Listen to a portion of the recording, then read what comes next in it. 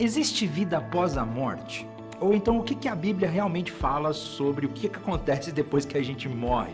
O que o Antigo Testamento diz sobre isso? O que os judeus acreditavam sobre isso? Qual era a mensagem dos primeiros cristãos? Hoje eu quero falar um pouco sobre o que a Bíblia diz sobre vida após a morte, ou na verdade sobre ressurreição.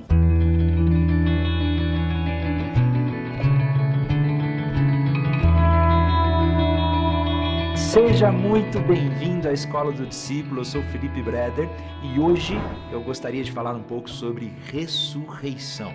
Na verdade, sobre o que nós cristãos, ou o que a Bíblia diz sobre vida após a morte, ou como N.T. Wright gostaria de chamar, de vida após a morte. Eu vou explicar um pouco desse conceito. Mas antes de tudo, eu gostaria de pedir a você que deixe seu gostei aqui nesse vídeo, dê o seu like, compartilhe com seus amigos. Se nós da Escola do Discípulo estamos abençoando você de alguma forma, contribua conosco. Nós estamos muito animados e continuamos buscando uma igreja que seja intelectualmente robusta e espiritualmente vibrante. Então, não deixe de compartilhar com seus amigos. Mas afinal de contas, existe vida após a morte? Será que quando a gente morrer a gente vai para o céu ou para o inferno? Esse é o conceito clássico dos cristãos de acreditarem, muitas vezes, num céu como se fosse algo simplesmente espiritual, igual aquele desenho do Pica-Pau, do Tom Jerry, né? Que chega nos portões do céu, nosso espírito chega nos portões do céu. Mas hoje eu gostaria de fazer um rápido panorama bíblico sobre a vida após a morte. Antes de tudo, é importante entender um conceito na interpretação bíblica, quando nós estudamos a Bíblia, que é a revelação progressiva de Deus. O que isso significa? Se você já acompanhou nossos cursos do Panorama do Antigo Testamento aqui na escola, você já viu um pouco sobre isso. Nós cremos que Deus se revela na Bíblia de forma progressiva ao longo da história, que ao longo do tempo Deus foi se tornando mais conhecido e o seu povo foi entendendo melhor quem Deus era e o caráter do próprio Deus. Nesse sentido, quando nós olhamos para as Escrituras, nós também encontramos um entendimento progressivo sobre vida após a morte. O que os hebreus acreditavam lá no Antigo Testamento é um pouco diferente do que os judeus acreditavam, do que os judeus do Segundo Templo acreditavam e do que os cristãos acreditavam. E esse é um panorama rápido que eu gostaria de fazer sobre o que a Bíblia fala sobre a vida após a morte. Quem fez um estudo exaustivo sobre esse tema, que inclusive é referência para esse nosso vídeo, foi o bispo N.T. Wright. Ele é um bispo anglicano, escreveu um baita livro chamado A Ressurreição do Filho de Deus, muitos outros documentos sobre a história da igreja primitiva, ele é um grande historiador e ele fez uma ampla pesquisa sobre ressurreição e sobre o que os judeus realmente acreditavam na vida após a morte. E nós precisamos então começar pelo Antigo Testamento. O que é que os primeiros hebreus, israelitas, o povo de Deus acreditava sobre a vida após a morte? E quando nós olhamos para o Antigo Testamento, o que nós vemos é a ideia de um Sheol. Esse Sheol é um conceito de um lugar onde os mortos estariam. Mas é interessante ver que no Antigo Testamento, esse lugar era um lugar de esquecimento, um lugar dos mortos, um lugar sombrio e sem esperança nenhuma. Nós temos alguns textos bíblicos que mostram isso, como por exemplo, Salmo 6, no versículo 5, onde o salmista diz: "Pois os mortos não se lembram de ti. Quem te louvará na sepultura?" Parece que a ideia do salmista aqui é que não existe nada para além da vida, que quando nós morremos, simplesmente acabou, não é mais possível louvar a Deus. Nesse sentido, N.T. Wright mostra que a grande esperança dos israelitas não estava numa vida após a morte, mas em Deus cumprir a sua promessa de uma terra prometida durante a vida. O que importava realmente era a vida. Nós temos um outro texto interessante em Eclesiastes, no capítulo 9, no versículo 10, onde diz que tudo o que fizer, faça bem feito, pois quando descer à sepultura, não haverá trabalho, nem planos, nem conhecimento, nem sabedoria. O que nós percebemos é que no começo da história do Antigo Testamento, não havia uma esperança de uma vida após a morte ou de uma ressurreição, mas uma ideia de um mundo dos mortos, um lugar onde os mortos estariam no esquecimento e ali não teriam mais nada, um lugar de esquecimento realmente. No entanto, ao longo da revelação progressiva da história do povo de Deus, nós começamos a notar algumas mudanças importantes na crença numa possível ressurreição. Isaías já tem um resquício disso no texto no capítulo 26, do versículo 19, que diz o seguinte: teus mortos, porém, viverão, seus corpos ressuscitarão. Aqueles que dormem na terra se levantarão e cantarão de alegria, pois a tua luz, que dá vida, descerá como orvalho sobre o teu povo no lugar dos mortos. Isaías começa a falar sobre uma ressurreição, mas ainda assim o N.T. Wright mostra que a grande ideia do povo naquele tempo era que não havia uma ressurreição física, ou não haveria vida após a morte, e até textos como esse de Isaías poderiam ser interpretados como uma ideia de que Deus faria isso no futuro com o seu próprio povo, levando ele para uma terra prometida.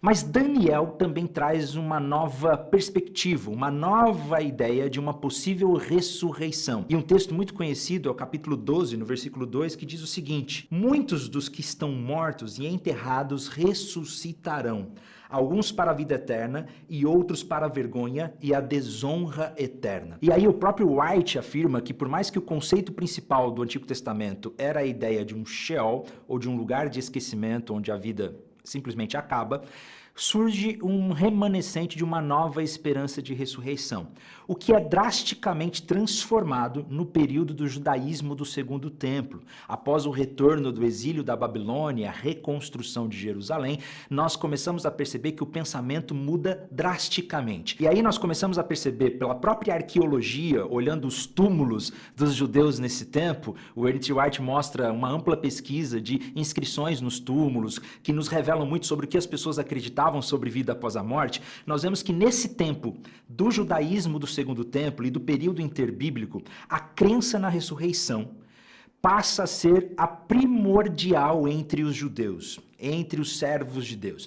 Mas era a crença de uma ressurreição física. O que eles acreditavam, portanto, era que após a morte, no último dia, no dia do julgamento, Deus ressuscitaria fisicamente com novos corpos, ou com os nossos corpos, os justos, aqueles que foram escolhidos de Deus, aqueles que ressuscitariam para uma vida eterna, como alguns textos bíblicos nos diz, e nós vamos mostrar um pouco sobre isso. E nessa época, os textos de Isaías e os textos de Daniel que nós lemos, passam a ser grandes referências para a ideia de ressurreição.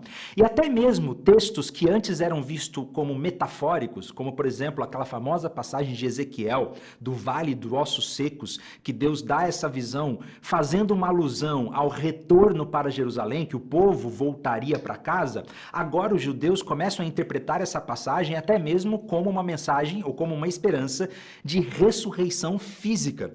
Nós temos outros textos, como o próprio texto de Jó, que diz o seguinte: olha, quanto a mim, sei que meu Redentor vive, e que um dia, por fim, ele se levantará sobre a terra. E depois que meu corpo tiver se decomposto, ainda assim, em meu corpo verei a Deus. Olha que interessante, meu corpo, uma ressurreição. Eu verei por mim mesmo, sim, o verei com os meus próprios olhos, meu coração ainda anseia esse dia. Nós vemos então que nesse período, os judeus, ou pelo menos na época de Jesus, os judeus acreditavam, em sua grande maioria, numa ressurreição corpórea no último dia. Nós temos evidências desse pensamento em alguns livros extrabíblicos, como por exemplo os livros apócrifos, que nós não consideramos, nós os protestantes não consideramos como inspirados por Deus, como palavra de Deus, mas são importantíssimos para entender a história e até mesmo o pensamento teológico daquele tempo. E quando nós vamos para o segundo livro de Macabeus, no capítulo 7, nós vemos uma forte esperança de ressurreição. Olha que interessante. O Rei do mundo nos ressuscitará para uma vida eterna, já que morremos por suas leis. Há uma forte expectativa de ressurreição. Um exemplo bíblico desta crença é quando Jesus vai ressuscitar Lázaro, e eu não sei se vocês se lembram do encontro que ele teve com Marta. E Marta diz: Jesus, se você estivesse aqui, meu irmão não teria morrido.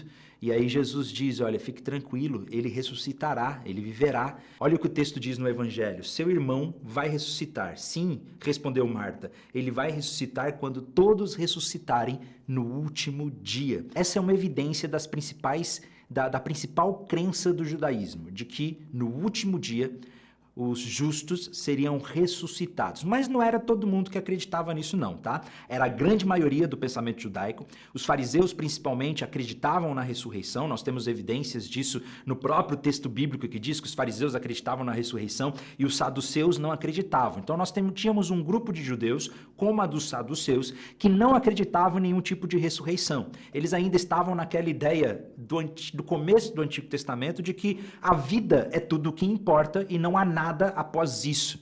Eles não acreditavam em nenhum tipo de ressurreição, não acreditavam em nenhum tipo de espírito, não acreditavam em nenhum tipo de alma. E é interessante o texto bíblico lá de Atos, no capítulo 23, no versículo 6, que fala que os saduceus não acreditavam em ressurreição, nem em anjos e espíritos.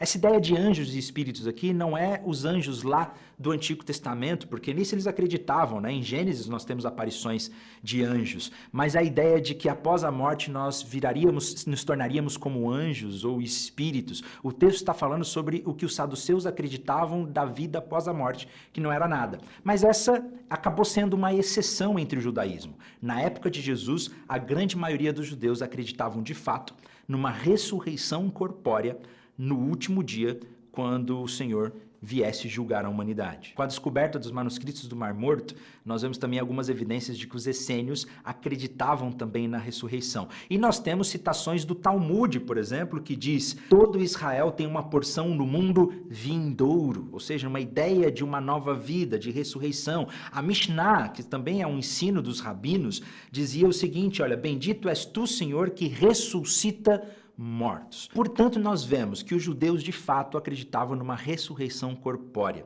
o que distingue muito da ideia platônica do helenismo. E aí é importante falar um pouco sobre isso. Na época de Jesus, o helenismo tomou conta do mundo inteiro, ou seja, a filosofia grega, a ideia dos gregos, né? Com as conquistas de Alexandre o Grande, o pensamento grego tomou conta do mundo, que foi chamado de helenismo.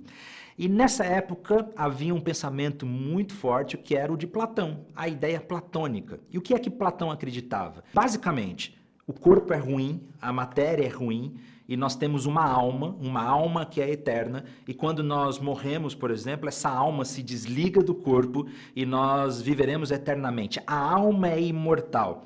E essa ideia helênica, essa ideia platônica, acabou influenciando muitos cristãos até hoje, que acreditam nessa ideia de uma alma separada do corpo, que após a morte nós veremos alma como fantasmas. Essa ideia dominou muito a religião naquele tempo e acabou influenciando um pouco do judaísmo também. Alguns judeus tentaram fazer esse tipo de integração. Um deles foi o filósofo Filo de Alexandria, que era um judeu, e tentou juntar uma filosofia helênica com o judaísmo, trazendo o conceito de uma alma imortal, que nós também teríamos uma alma imortal que seria eterna. Mas essa é a exceção. E é interessante ver, e o N.T. Wright faz questão de mostrar isso, que os judeus se diferenciavam muito dos gregos e dos romanos com uma ideia única de ressurreição. Os romanos não acreditavam em hipótese alguma que alguém pudesse ressuscitar dentre os mortos. Era inadmissível, isso simplesmente não acontece. Os gregos também não acreditavam em hipótese alguma que os mortos poderiam ressuscitar, voltar à vida.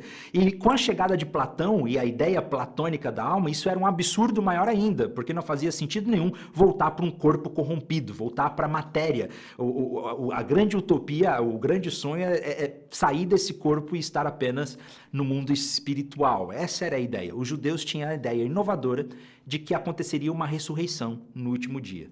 Mas ainda assim, é interessante notar, e o N.T. Wright faz um grande trabalho sobre isso, que mesmo esses judeus não acreditavam que alguém poderia ressuscitar sozinho no meio da história. Essa era uma expectativa que ninguém tinha. E foi o que aconteceu com Jesus Cristo. E a ressurreição de Jesus transforma radicalmente a ideia de vida após a morte e a ideia de ressurreição. Quando Jesus ressuscita, e isso muda o pensamento dos primeiros cristãos, foi uma drástica mudança de cosmovisão.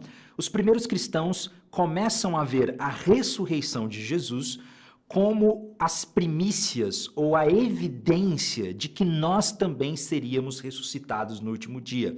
O apóstolo Paulo fala claramente sobre isso, por exemplo, em 1 Coríntios, no capítulo 15, no versículo 20. Mas Cristo de fato ressuscitou dos mortos.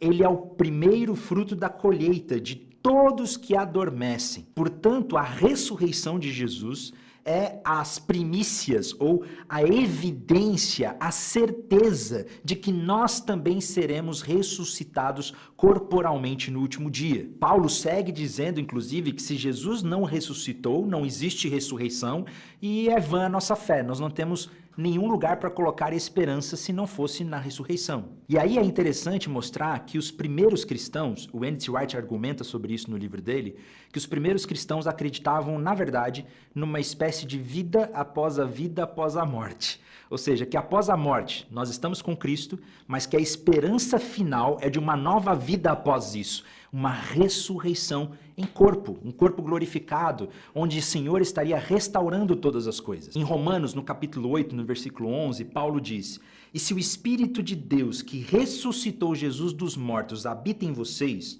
o Deus que ressuscitou Jesus Cristo dos mortos dará vida ao seu corpo mortal por meio desse mesmo Espírito que habita em vocês." Os cristãos acreditavam numa ressurreição corporal, que era distinta dessa ideia de uma alma que sai do corpo.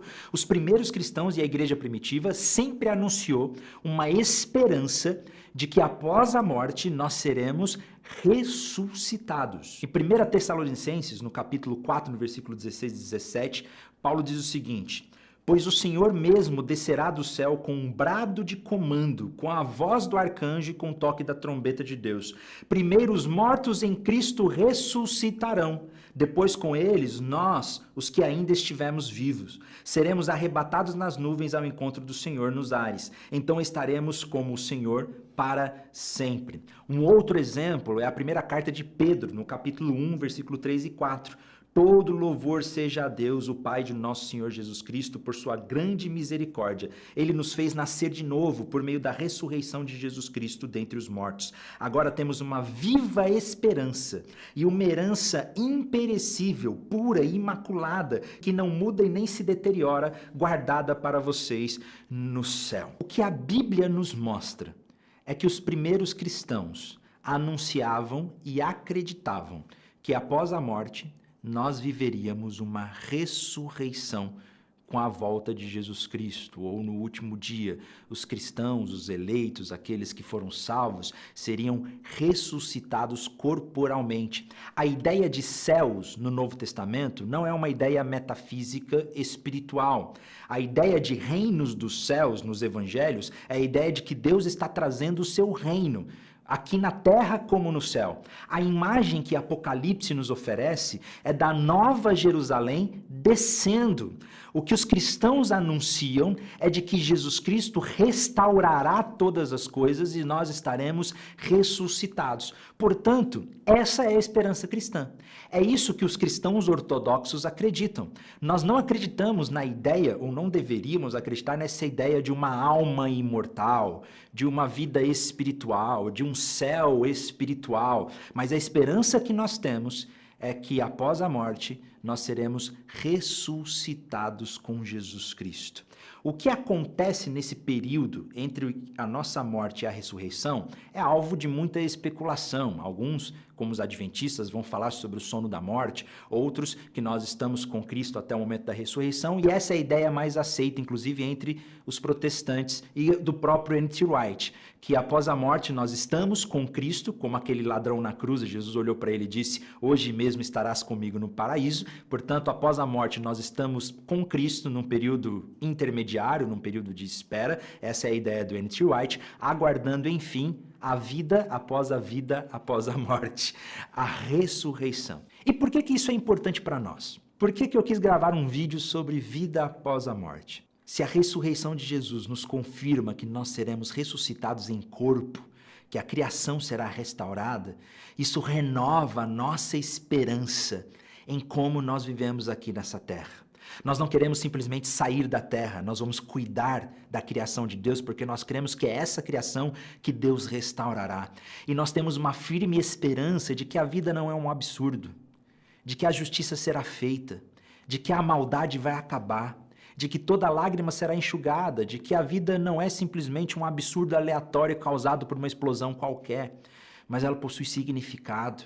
um propósito, onde o próprio Deus diz que toda lágrima será enxugada.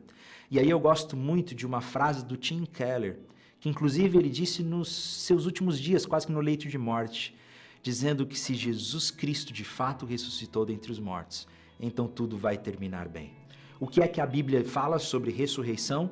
Que um dia nós seremos ressuscitados com Cristo Jesus por meio da nossa fé para uma nova vida, uma vida cheia de glória, uma vida eterna, uma vida onde não há mais choro, nem lágrima, nem ranger de dente. E essa vida também está disponível para você que está nos assistindo por meio de Cristo Jesus. Amém?